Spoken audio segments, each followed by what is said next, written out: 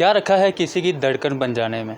क्या रखा है किसी की धड़कन बन जाने में? मज़ा तो है किसी की धड़कनें वापस लाने में।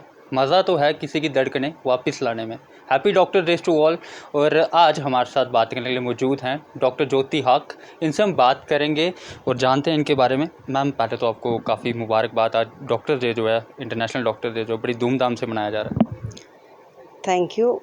पहले मैं सभी को अपनी मेडिकल फ्रेटर्निटी को let us pledge to respect each and every doctor of our country and ये मेरे से इल्तिजा है कि लोग डॉक्टरों के साथ एट टाइम्स अच्छा बिहेव नहीं करते हैं।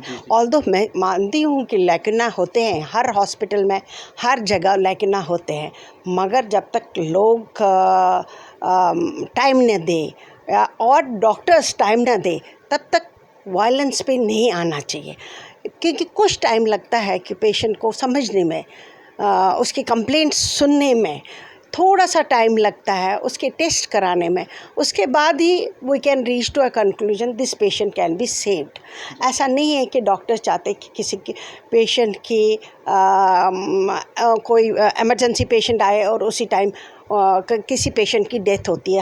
हम कभी नहीं चाहते हैं कि डॉक्टर्स को कोई ये ऐसा फेस करना पड़े कि जब हॉस्पिटल में लोग जाते हैं तो एकदम से कभी कुछ तोड़ते हैं, हमारा पेशेंट देखो, क्योंकि हॉस्पिटल तो भरा होता है पेशेंट्स। मैम, एक सवाल रहेगा आपसे। इंटरव्यू शुरू करने से पहले ये सवाल पूछ लेता हूँ मैं आपसे कि एक डॉक्टर को कितने पेशेंस रखने की ज़रूरत है? जिस तरह से आपने भी कहा कि कभी पेशेंट के साथ नोक झोंक हो जाती है तो वो डॉक्टर्स को भला बुरा कहते हैं, तो कितना पेशेंस रखने की ज़रूरत है एक डॉक्टर को? आजकल के टाइम में तो डॉक्टर्स को भी पेशेंस रखनी है, एक पेशेंट को भी पेशेंस रखनी चाहिए, क्योंकि इसके बगैर काम नहीं होगा। सपोज़ किसी को इंजेक्शन में देरी होती है या किसी को ब्लड लाने में देरी होती है, इसमें तो सारा सिस्टम इज़ इन्वॉल्व। एक पेशेंट को अटेंड, जैसे अस्पतालों में हमको 100 पेशेंट्स अटेंड करने होते हैं, तो अगर एक पेशेंट में थोड़ी सी देरी होए उसमें तो हम ज़िम्मेवार नहीं है, सारा सिस्टम ज़िम्मेवार है। या तो फॉरेन कंट्रीज़ की तरह ये ऐसा हेल्थ केयर सिस्टम बनाना चाहिए कि जैसे पेशेंट इमरजेंसी में आए वो सीधा थिएटर में जाए और उसको सब सुविधाएं वहाँ मिले। ऐसा हम यहाँ इंडिया में अभी हुआ नहीं है। अब डॉक्टर होने के साथ साथ आप एक महिला भी हैं, तो किस तरह से मैनेज करते हैं? क्योंकि फैमिली भी है, रिलेटिव्स भी हैं, सास ससुर को भी देखना होता है या फिर हॉस्पिटल को भी देखना होता है। किस तरह से मैनेज करते हो? क्या रूटीन रहती है? हमारी रूटीन तो सुबह, जैसे अगर कोई सर्जरी करनी हो, सुबह 5 बजे हम उठते हैं एंड पहले सर्जरी करते हैं। उसके बाद हम अपने जो भी है बड़े लोगों को सर्व भी करते हैं, उसके साथ सारा घर का प्लानिंग भी करते हैं, चार्ट भी बनाते हैं कि क्या क्या करना है। फिर 10 से 4 हम हॉस्पिटल भी जाते हैं, उसके बाद आते भी हैं और सारा काम एक ही दिन में, इट इज़ ऑलरेडी प्लान्ड। ऐसा नहीं है कि अनप्लान्ड होता है। इसके साथ हम सोशल गैदरिंग्स में भी जाते हैं। ये ऑफ कोर्स डिफ़िकल्ट है, बट फिर आदत हो जाती है हमको बचपन से। जी। मैम, सवाल रहेगा, जिस तरह से बात की जाए तो कोई आपकी लाइफ का ऐसा टाइम जो कि आप काफ़ी ज़्यादा टेंशन में हो किसी पेशेंट को लेकर, तो आप कुछ शेयर करना चाहेंगे हमारे साथ? टेंशन में तो होते हैं, क्योंकि जब भी हम सर्जरी करते हैं तो उसके बाद हम सोचते हैं कि पता नहीं पेशेंट का पोस्ट ऑपरेटिव पीरियड कैसा होगा। 24 घंटे 30 घंटे घर में सबको पता चलता है आज इन्होंने कोई सीरियस पेशेंट किया है तो इसको परेशानी है उसकी। तो वो हमारा काम ही चलता है कि साइलेंस में सारा घर का काम भी करते हैं और उस पेशेंट के बारे में सोचते भी हैं और उस पेशेंट को देखने भी 10 बार जाते हैं। कभी कोई ऐसा केस जिसमें आपने भी काफ़ी बार फेस किया होगा कि जिसमें माँ को बचा लिया या फिर बच्चे को नहीं बचा पाते, तो उसमें कितनी टेंशन रहती है? अरे, ऐसे इंसिडेंसेस बहुत हुए हैं मेरे लाइफ में, क्योंकि कभी कभी कॉम्प्लिकेशंस इतनी होती है बच्चों में कि हम बच्चा नहीं बचा सकते हैं, माँ को बचाना उस टाइम ज़रूरी होती है। और आजकल ऐसा पीरियड है कि जब mother must be saved rather than a baby should be saved. अगर मदर में कॉम्प्लिकेशन, जैसे एक कंडीशन होती है प्लेसेंटा प्रीविया। जब एक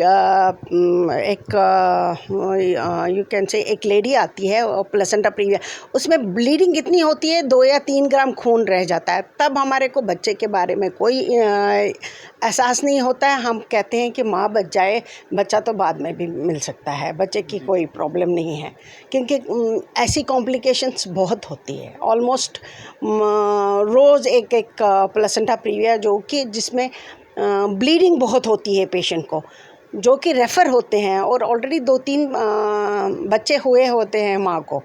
तो ये उन पेशेंटों को हम बचा नहीं पाते हैं एट टाइम्स। वो वहाँ हमारा ये मोटिव होता है कि बच्चा चाहे कुछ भी हो, माँ को बचाओ।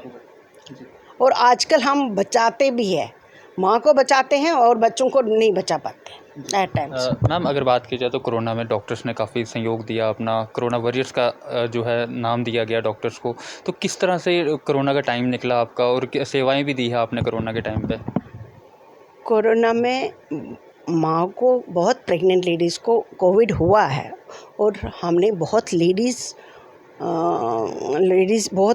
को खो भी दिया, बिकॉज़ ऐसी बीमारी थी एक, उसमें सांस ही अटक जाती थी, और सांस पे तो सारा निर्भर है। और बच्चा भी हम निकालते थे, बच्चा बच जाता था एट टाइम्स, और माँ को हम एट टाइम्स नहीं बचा पाए। ये तो कोई 7-8 इंसिडेंसेस हो गई है इन 3 years ऑफ कोविड मेरे टेन्योर में। जी। मैम, आपकी लाइफ का कोई ऐसी मूवमेंट है जिसको देखकर आप अभी भी कहीं ना कहीं आपके फेस पे स्माइल आ जाती है? कुछ ऐसी मूवमेंट शेयर करना चाहेंगे हमारे साथ? और मैं बताती हूँ, एक मेरी 52 years ओल्ड पेशेंट थी, उसके 3 बच्चों की डेथ हो गई थी, और उसके बाद उसको IVF हो गया 52 years। और one fine morning she came to me कि मैं प्रेग्नेंट हूँ 52 years। I thought she is an old lady, अब इसको क्या हो गया, एंड शी वॉज प्रेग्नेंट। और उसके बाद मैंने उसको पूरा 9 महीने देखा। 9 महीने के बाद बच्चा जब हो गया, और आज भी जब मैं उसका बच्चा देखती हूँ, 4-5 साल का है, और दिल में इतनी खुशी होती है कि कहने की बात नहीं। अभी भी आपकी आंखों में आंसू आ रहे हैं? हाँ। अच्छा, तो मैम, अब डॉक्टर्स के लिए क्या मैसेज रहेगा, खासकर प्रेग्नेंट लेडीज़ के लिए क्या मैसेज रहेगा, क्योंकि आप एक गायनोकोलॉजिस्ट हैं? प्रेग्नेंट लेडीज़ के लिए मैं ये कहती हूँ कि गो फॉर एंटीनेटल चेकअप्स। कम से कम 4 चेकअप्स ज़रूरी है। पहले महीने में बहुत ज़्यादा ज़रूरी है एक चेकअप कराना, क्योंकि उसमें हम कुछ डिजीज़ एक्सक्लूड कर सकते हैं।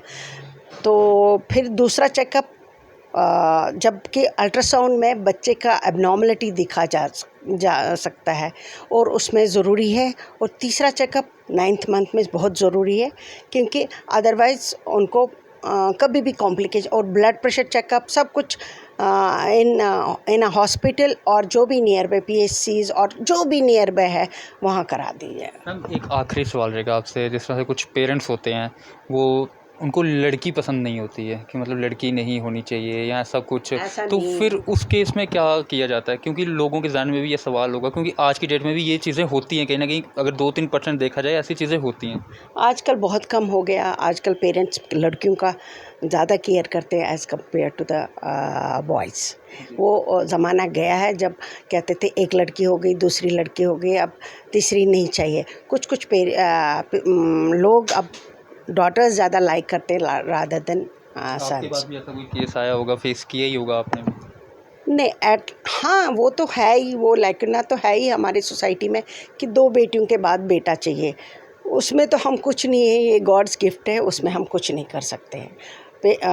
पेशेंट्स को तो बुरा लगता है कि बेटी क्यों हो गए, बट ओवरऑल आजकल एक्सेप्टेंस रेट हाई है और एक बेटी की। शुक्रिया बात थैंक करने के। तो आपको हम बता दें, ये हमारे साथ थी ज्योति हाक जी, जिनके साथ आज हमने बात की, और हम भी अपनी पूरी टीम की तरफ से, JK News 7 की पूरी टीम की तरफ से सभी डॉक्टर्स को जो है हैप्पी डॉक्टर्स डे जो है वो विश करते हैं। आपकी क्या राय है ज़रूर साझा कीजिएगा। तब तक के लिए बने रहिए आप JK News 7 के साथ।